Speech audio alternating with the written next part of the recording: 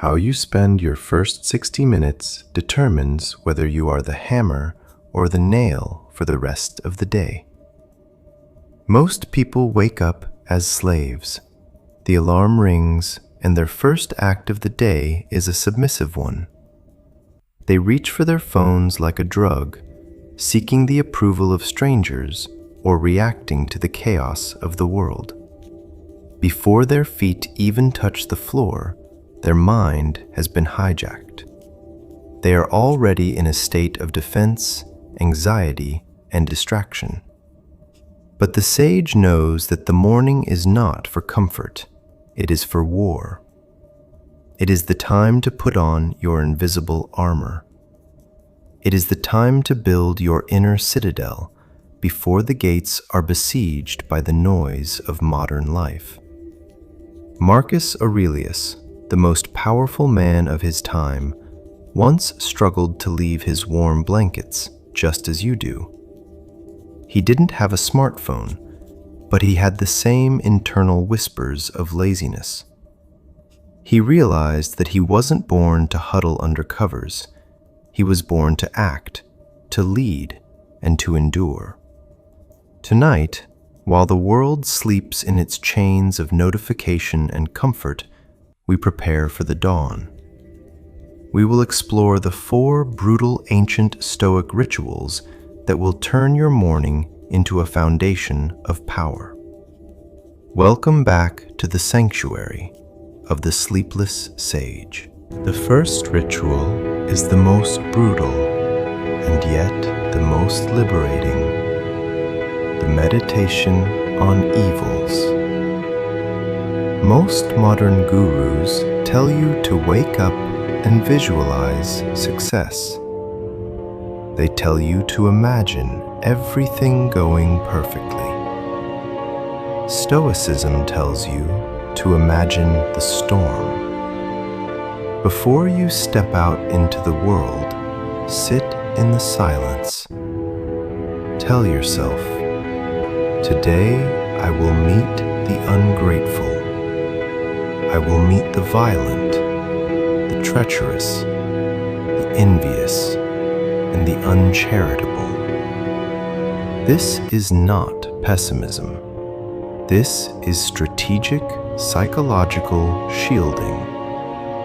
When you expect the treachery of men, they lose the power to surprise you.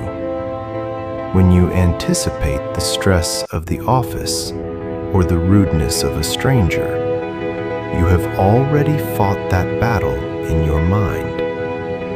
While the rest of the world is being emotionally crushed by unexpected obstacles, you will remain calm. Your mind is like a fortress that has already tested its walls. You are not a victim of circumstance. You are a master of expectation.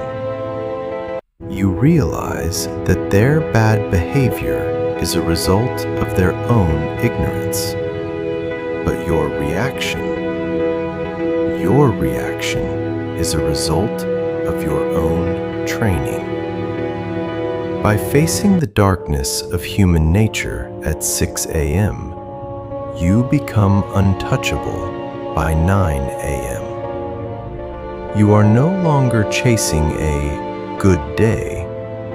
You are creating an unshakable soul. The second ritual is to zoom out.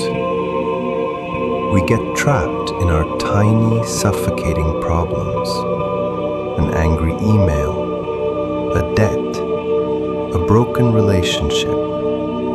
These things feel like the end of the world because your vision is too narrow. You are too close to the canvas to see the painting. The Stoics practiced the view from above. Every morning, imagine your soul rising above your bed, above your roof, and eventually above the city itself.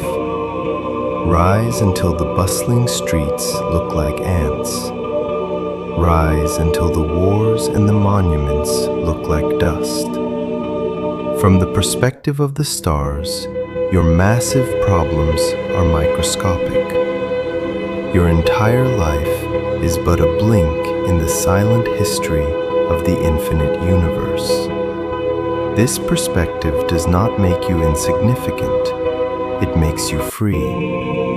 It takes away the heavy, crushing weight of anxiety and replaces it with a cold, clear logic.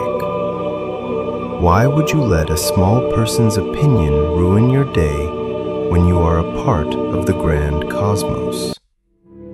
When you start your day with the universe in mind, the small dramas of small people can no longer touch you. You are walking among the gods while others are crawling in the dirt, fighting over crumbs of validation. The third ritual is the act of self-command.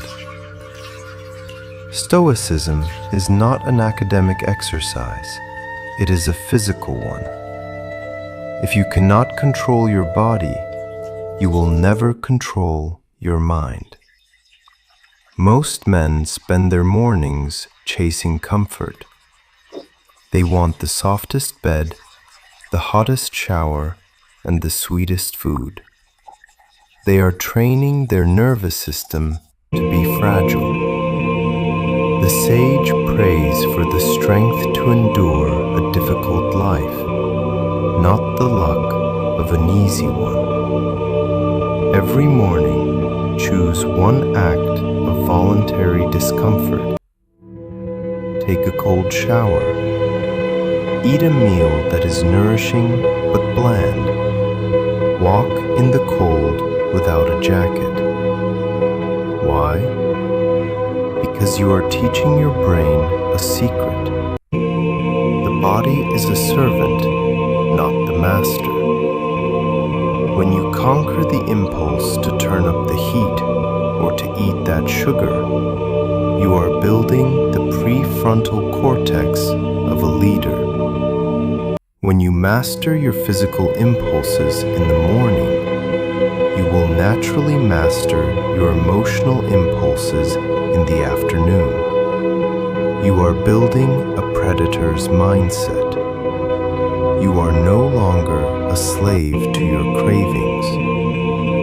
You are a man of steel who attracts power through the sheer force of discipline. The world respects a man who can say no to himself. Mastering the morning is not about being productive. It is not about crossing items off a to-do list. It is about becoming unbreakable. The world is waiting to devour you. It wants your attention, your money, and your peace. If you go out into it unprotected, you will be torn apart. Do not go back to sleep. The dawn is a call to arms. The battle for your soul starts the moment you open your eyes. Conquer the man in the mirror, and you have already conquered the world. If you are ready to put on your armor and join the path of the sage, leave a comment with the words, "I am ready." Let the world know that another master has woken up. If this session brought you clarity in the darkness, subscribe to our sanctuary. While the world sleeps, we master the mind together. Master your mind, master your life. The sage stays awake while the world sleeps. Good night.